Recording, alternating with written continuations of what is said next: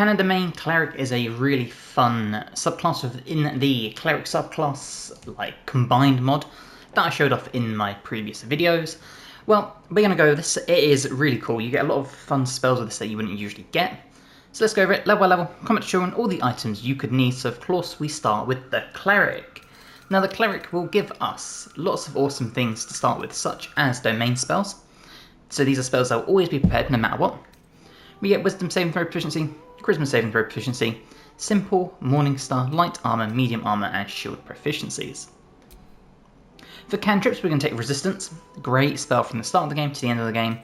Same with Guidance, and Sacred Flame, so we have a damage dealing cantrip. And that brings us to the domain choice, and we are going to start with the Arcana Domain. So magic is an energy that suffuses the multiverse, and that fuels both destruction and creation. Gods of the Arcana Domain know the secrets and potential of magic intimately. For some of these gods, magical knowledge is a great responsibility that comes with a special understanding of the nature of reality. Other gods of Arcana see magic as a pure power to be used as its wielder sees fit. So this will give you Mage Armor, Magic Missile always prepared, as well as a bunch of spells you can choose. So for this, I've gone with Booming Blade, a nice cantrip that will infuse your weapon with extra damage, and Toll the Dead, which is a really awesome necrotic-based spell. For your ability points, we're going to have 14 Strength, 10 Dexterity, 16 Constitution, 10 Intelligence, 16 Wisdom, and 8 Charisma. For your proficiencies, take whatever fits your roleplay.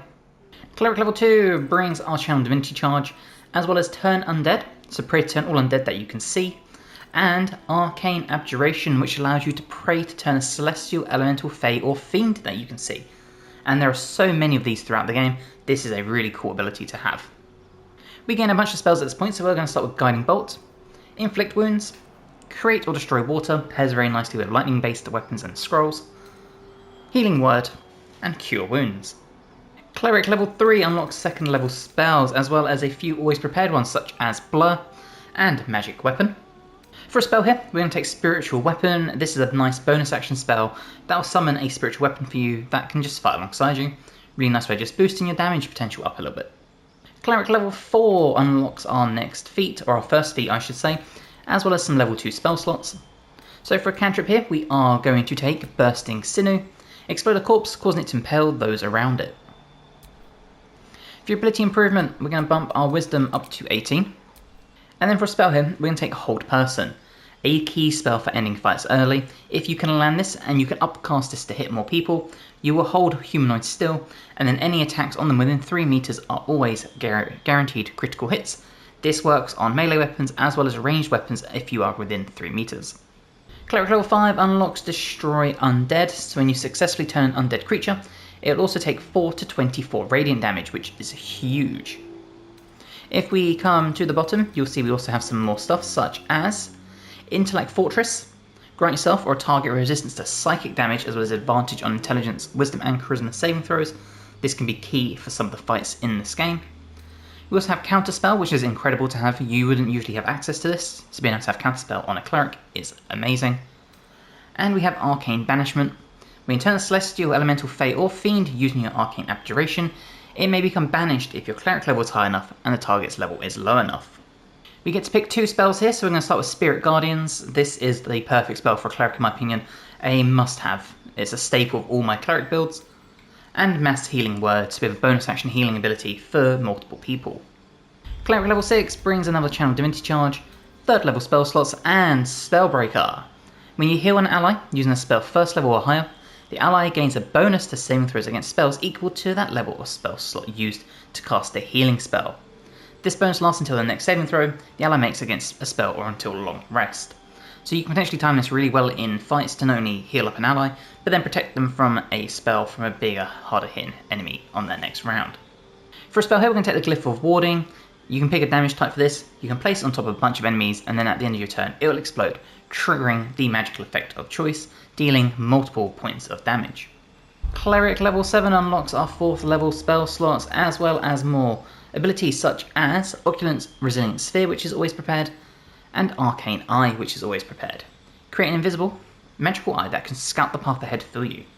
For a spell here, we will take the Guardian of Faith, Corvine, a Divine Guardian that attacks nearby enemies. Every time it deals damage, the Guardian loses an equal amount of hit points. This means if the Guardian deals 20 damage to an enemy, it will take 20 points of damage as well. I believe at the lowest level, or in general, it has 60 hit points, so you can only really get between 3 and 6 attacks out of this, but it's really cool for just being a shield on the battlefield to take some damage, or to deal some big heavy hitting damage to people. Cleric level 8 unlocks our second feat, as well as potent spellcasting. So your god grants you even more intense power. You can add your wisdom modified to the damage you deal with cantrips. For your ability improvement here, we're going to pair that with our latest ability we just had, and bump our wisdom up to 20. For a spell here, we're going to go back to level 1 and take command, because I think this is an awesome ability to have. Cleric level 9 unlocks 5th level spell slots now, as well as abilities such as fast step, so we can teleport to an unoccupied space you can see. For 10 turns you can use fast step again without expending an additional spell slot, so this is basically like a big use of Misty Step that you can reactivate. And planar binding. This is always prepared. It does also give you the option of having one in the spell list, which we won't bother with. Target an otherworldly creature and attach its consciousness to your own. It will follow and fight for you as an ally. For spells at this point, we're going to take Flame Strike. This is an awesome fire and radiant based ability, level 5, and it deals a lot of damage. As you can see, it's between 10 and 60 total damage.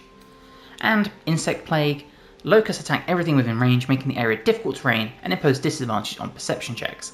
Two really awesome abilities. They are, one is concentration, one isn't. So we've got a big damage dealer, and then we've got a concentration one that we can just keep hold of and really nullify enemy like archers and stuff like that. Cleric level 10, Divine Intervention. You can cast Divine Intervention to invoke your god's aid. Once used, this can be never used again. So this is a one and done type ability per playthrough, so bear that in mind. We get another cantrip at this point, so for this one we will take Dermatology. And for a spell we're going to take Mass Cure Wounds, because we are still a cleric, so we want to make sure we have as much healing capability as possible. Cleric level 11 unlocks 6th level spell slots, as well as True Seeing, if we want to take this. But for this spell here we are going to take Planar Ally. I think this is the best spell to have.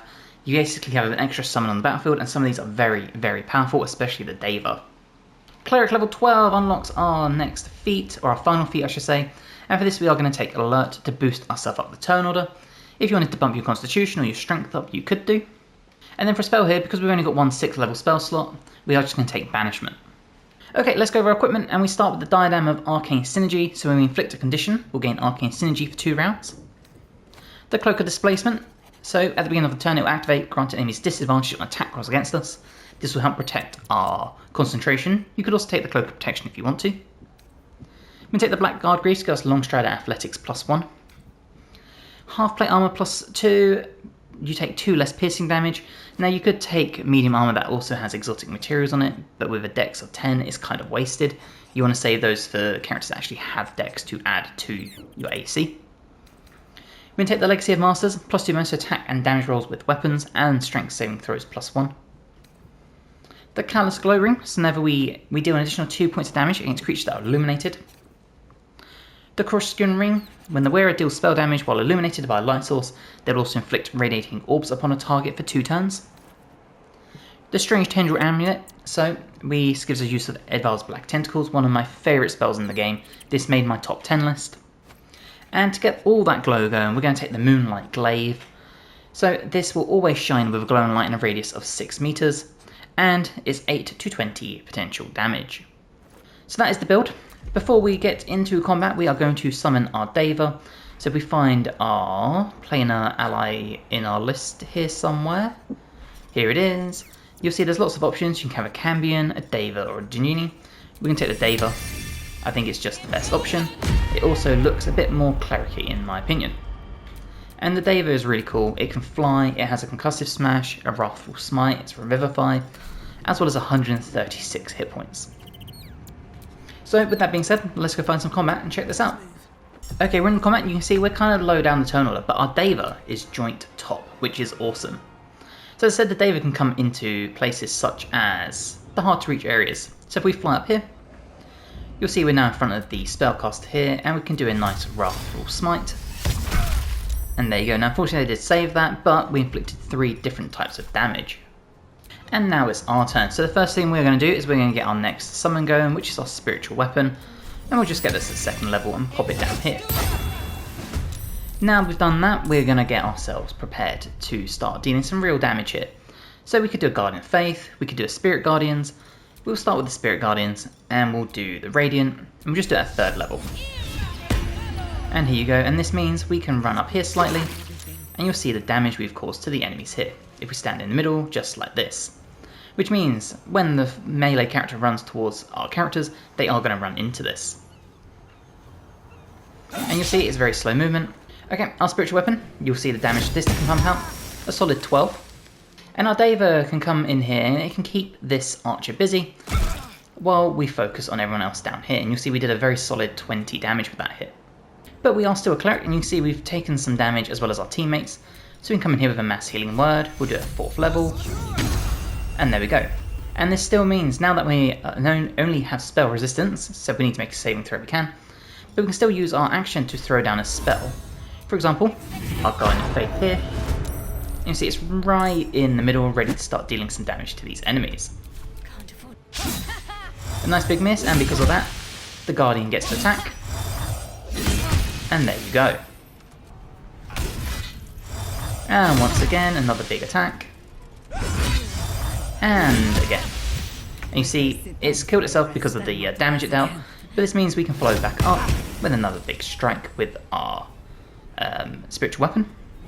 And again, Spiritual Weapon, well not Spiritual Weapon, sorry, Spirit Guardians is going to be your best friend as a cleric. So if we find that in our spell list here, we will do back to Radiant damage.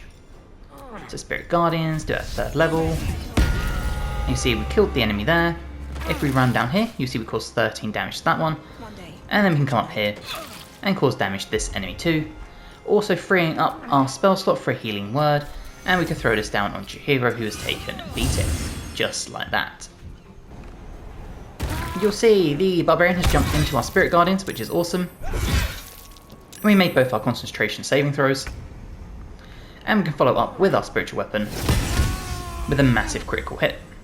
Now you see both enemies are just outside of our Spirit Guardians, but if we run in, and there you go, 17 damage to this enemy, and if we do a basic weapon attack, there you go, and we gained our Arcane Synergy. So you can see all down the side how many abilities we have here.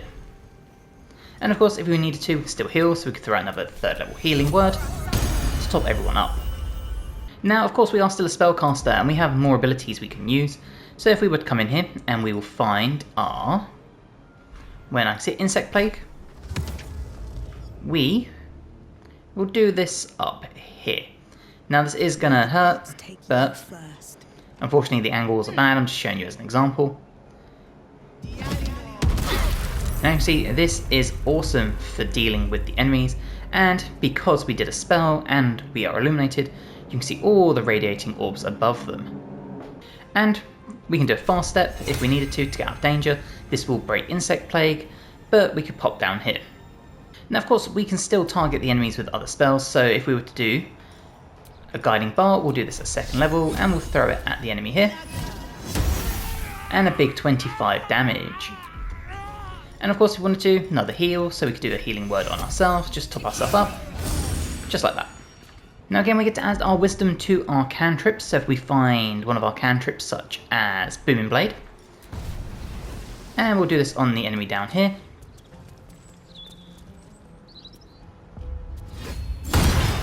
You'll see just how much damage we did there. Also more Arcane Synergy, and it means we can start closing the gap on this enemy. And Blooming Blade works really well on this build, especially with the Moonlight Glaive. So if we come in here, you see just how much damage we pumped out, as well as 4 radiating orbs.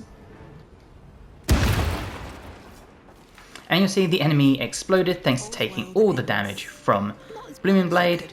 Now even though it says that they're still here, they're not. If we, for example, did this, you'll see you cannot target them. It's just a little glitched out because Blooming Blade was the final hit. But Blooming Blade mixed with the Radiant Orbs is a very powerful combination for this Arcana domain. So I hope you have enjoyed the Arcana domain cleric mod build for Baldur's Gate 3. If you have, please drop the video a like, it helps me tremendously, and let me know in the comments what you've changed, any new abilities, spells, items, all that fun stuff.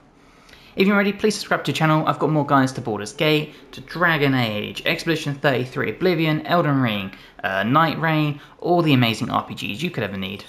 And hopefully, I'll see you in the next one. Bye guys.